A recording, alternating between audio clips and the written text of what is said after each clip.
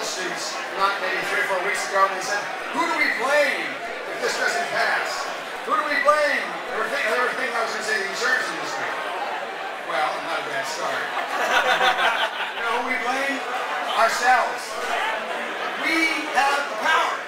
We have the power. It is true.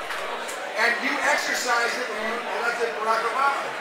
Somebody said to me today, why are we doing these phone banks? They're great. Why aren't we knocking on doors? That's how we elected Barack Obama. We need to talk to the American people. You can't rely on the mainstream media. All they want to do is talk about people shouting at politicians and shouting them down. What about the substance of this bill? What about the substance of this bill?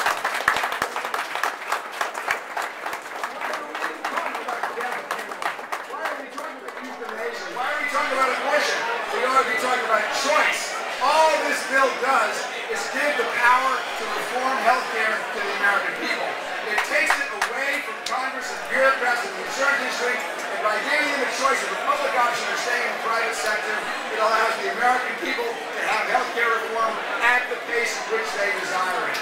It is a bill that I think makes a lot of sense. It ought to pass.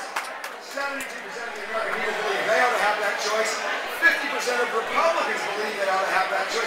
They won't exercise the choice. Most of them will stay in the private sector until they find out it only costs 4% to administer Medicare, until they find out that Medicare is insurance that will stay with you for the rest of your life, whether you're sick, or in sickness or in health, as I say, or whether you have a job or whether you don't, whether you move to Alaska and you can see Russia from your bedroom.